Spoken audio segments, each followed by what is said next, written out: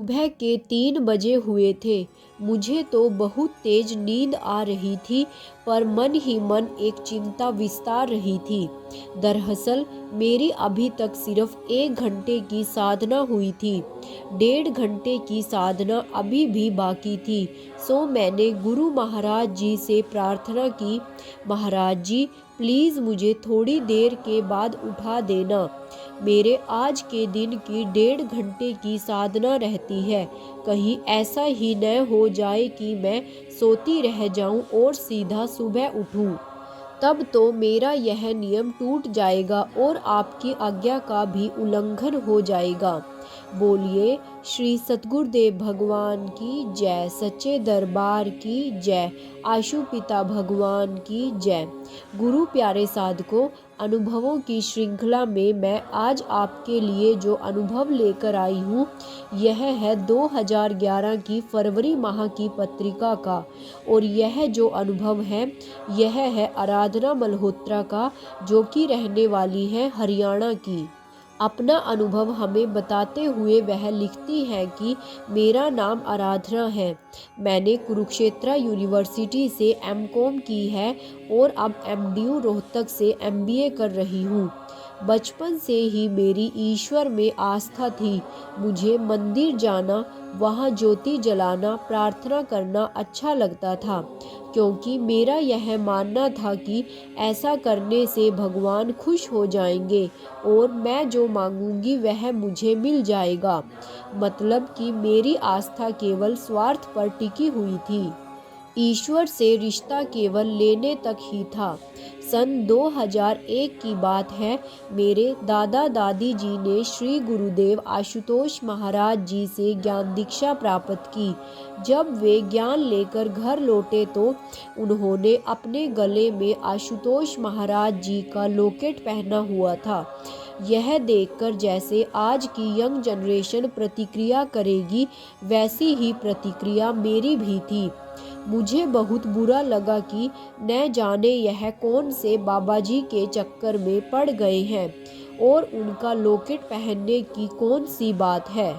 मेरे ऐसे रवैये की वजह से दादा दादी जी ने मुझे ज्ञान के विषय में कुछ खास नहीं बताया, मगर वे संस्था के सत्संग विचारों की कुछ ऑडियो कैसेट लेकर आए थे, जिसमें से कोई भी एक वे रोज सुबह लगा दिया करते थे। मैंने पहली बार जब वे विचार सुने तो बरबस की तरह उनकी तरफ आकर्षित हो गई, क्योंकि उन विचारों में ईश्वर की केवल कथा कहानियाँ ही नहीं थी, बल्कि उनकी महिमावान ईश्वर से मिलने की बात भी की गई थी। इसलिए मैं रोज उन्हें बड़े ध्यान से सुनने लगी, पर मुझे उन पर पूरी तरह से विश्वास नहीं हो रहा था। मेरी लॉजिकल माइंड बार बार यही कहता कि ईश्वर को कौन देख सकता है, कहाँ ईश्वर और कहाँ हम। विज्ञान से बेशक छोटी चीज़ों को देखने के लिए माइक्रोस्कोप और दूर की चीज़ों को देखने के लिए टेलीस्कोप बना दिया हो, पर ईश्वर तो इतना सूक्ष्म और इतना दूर है कि उसे देख सकने वाला आज तक कोई यंत्र बना ही नहीं है। यही कारण था कि मैं ब्रह्म ज्ञान के लिए कदम न बढ़ा पाई। लेकिन कुछ ही दिनों के बाद हमारे शहर में संस्थान द्वारा 3 दिवसीय सत्संग समारोह हुआ, जिसमें मेरी मम्मी ने भी ज्ञान दीक्षा ले ली। मम्मी खूब साधना करती और फिर मुझे अपने अनुभव सुनाती। अब मेरे अंतःकरण में एक कश्मकश शुरू हो गई। एक तरफ बुद्धि की लॉजिक और दूसरी तरफ मम्मी के अनुभव। इसी कश्मकश के बीच 1 साल गुजर गया कि 2002 में हमारे घर के बिल्कुल नज़दीक एक सत्संग कार्यक्रम हुआ और सत्संग समाप्त होने पर स्वामी भैया ने कहा, यदि किसी के मन में कोई प्रश्न है तो बेझिझक पूछ सकते हैं। मैंने झट अपनी बुद्धि के तर्क प्रश्न के रूप में रख दिए। स्वामी जी ने जवाब में ना कोई तर्क दिया और ना कोई भारी भरकम श्लोक। तुम ज्ञान लेकर देख लो, इसके लिए कोई फीस थोड़ा ही है। यदि ईश्वर के दर्शन नहीं हुआ तो तुम्हारी बुद्धि जीत गई, और यदि हो गया तो तुम्हारा जीवन सफल हो जाएगा। दोनों ही परिस्थितियों में जीत तुम्हारी ही है। मुझे यह बात जच गई और मैंने ज्ञान दीक्षा के लिए नाम लिखवा दिया। 6 मार्च 2002 को मुझे गुरुदेव श्री आशुतोष महाराज जी की कृपा से ब्रह्म ज्ञान मिला और ज्ञान के समय मुझे बहुत सी दिव्य अनुभूतियाँ हुई। मैंने अपने भीतर अथाह श्री कुटी के बिल्कुल बीच में भगवान शंकर के विराट स्वरूप का दर्शन किया और यह मेरी कल्पना नहीं हो सकती थी, क्योंकि मैंने भगवान शंकर का जो रूप देखा वह मैंने पहले कभी देखा तक नहीं था। भगवान शंकर के जटाजूट से गंगा की एक धारा नहीं बल्कि 3 धाराएं निकल रही थी। उनके मस्तक पर चंद्रमा सजा था।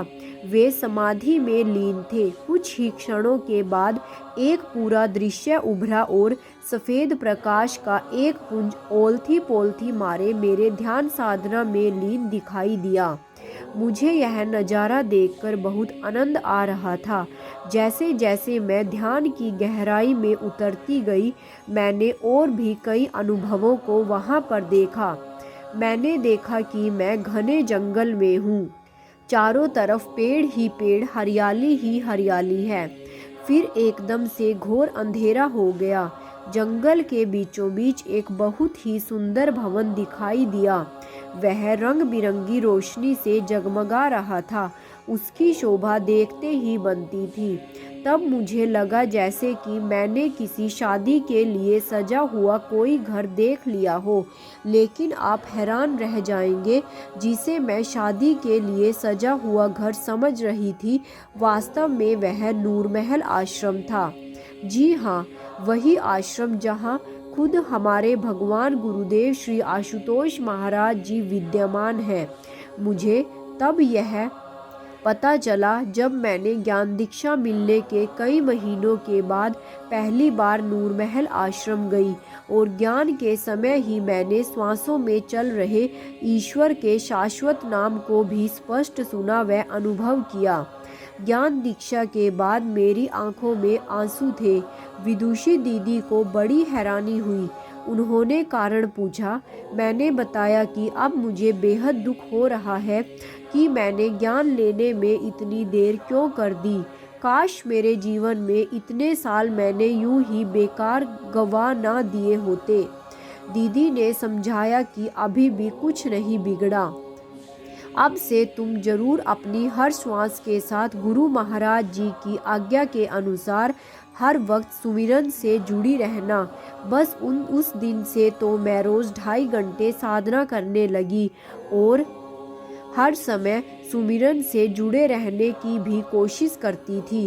साधना के दौरान गुरु महाराज जी बहुत से अनुभव कराते थे और एक दिवस मैंने अंतर जगत में एक विशाल ब्रह्मांड का दर्शन किया। असंख्य चांद, सितारे, सूरज। और एक दिन मैं साधना करने के बाद जब लेटी तो मुझे अनुभव हुआ कि एक बहुत ही सफ़ेद सुंदर घोड़े से सजा हुआ रथ है और उस पर खुद हमारे प्यारे गुरुदेव श्री आशुतोष महाराज जी आसीन हैं। मैं भी महाराज जी के साथ उस रथ पर सवार हूँ। अनोखी बात तो देखिए, वह रथ जमीन पर न चलकर आसमान में उड़ रहा था। एक लोक से दूसरे लोक में हमें ले जा रहा था। और उस दिन गुरु महाराज जी ने मुझे बहुत घुमाया। ना जाने कौन कौन से दिव्य लोकों की सैर करवाई। मुझे बहुत आनंद आ रहा था। गुरु प्यारे साधकों, इस अनुभव को मैं अगले पार्ट में पूरा करूंगी, क्योंकि यह अनुभव काफ़ी लंबा है। इसको एक पार्ट में कवर करना काफ़ी मुश्किल है। इस अनुभव को सुनने के लिए आप बने रहिए मेरे साथ। तो मिलते हैं अगले पार्ट में। बोलिए श्री सतगुरुदेव भगवान की जय, सच्चे दरबार की जय, आशु पिता भगवान की जय। जय श्री राम।